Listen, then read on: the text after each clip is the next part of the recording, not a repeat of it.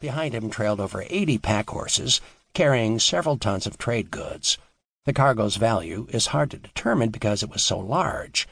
It came from Philadelphia, and its destination was Fort Pitt, a 300-mile journey that took Callender and his men from the largest city in British North America to one of its most isolated outposts. Callender's partner, George Crowan, Deputy Superintendent of Indian Affairs, was already at Fort Pitt waiting for the supplies before starting his own risky mission. Crowan's task was no small one. He was to bring peace to North America. For the previous 2 years, Great Britain had waged a deadly and costly war against a powerful Native American military alliance based in the greater Ohio River Valley and the Illinois country, what the British called Indian country. The war began in Detroit when an Ottawa military chief named Pontiac made a surprise attack on the British post in the summer of 1763. For the next 2 years, united Native American forces raided other British forts and colonial settlements, mainly in western Pennsylvania. They fought to reclaim land, to limit the growing power of the British in North America, and to oppose the subjugation British officials tried to impose on them. It was a war to assert their independence. The conflict tested the British military's capabilities and devastated many colonial communities. By the winter of 1764, several of the warring native groups, feeling strained themselves and realizing the British would probably agree to their terms, decided to negotiate peace. Crowan was assigned to make this peace a reality, and Callender's cargo was the key to accomplishing it. Crowan's strategy was bold.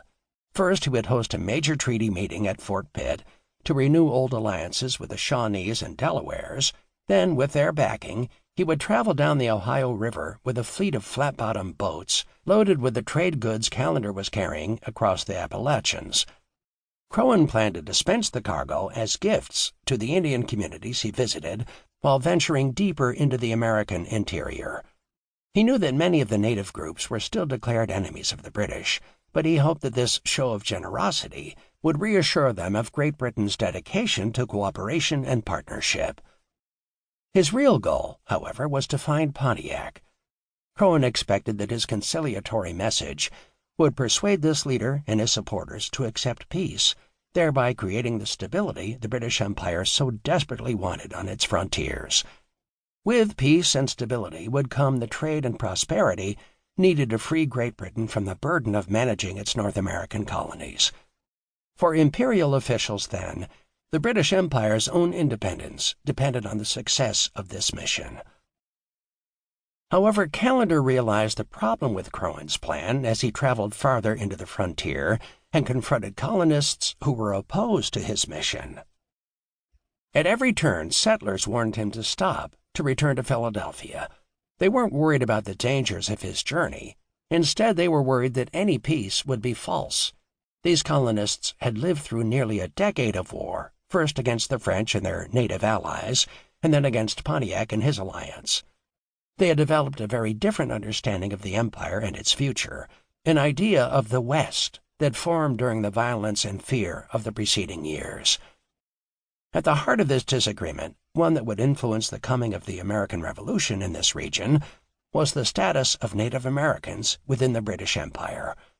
Although imperial officials in London and the eastern seaports wanted to incorporate trade and good relations with Indians into their plans for the empire's future, colonists in war-torn regions felt there could be no peace with Native Americans. These colonists instead saw native groups as threats that needed to be removed. Their vision was also based on a desire for independence. They wanted to be freed from their fear of Indians.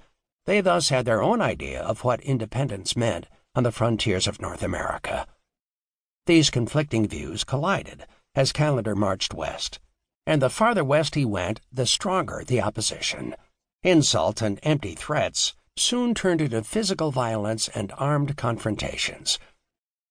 On March 6th, as the pack train neared a gap in the Appalachian Mountains at the base of Sidling Hill, the disagreement between colonists and the British Empire turned explosive. Shots rang out from the woods, and smoke from long rifles filled the air. Soon the woods echoed with hollering in the style of Indian warriors. As the dust settled, a group of colonists appeared, dressed like Native Americans and with faces smeared black with charcoal. therefore earning them the name Black Boy.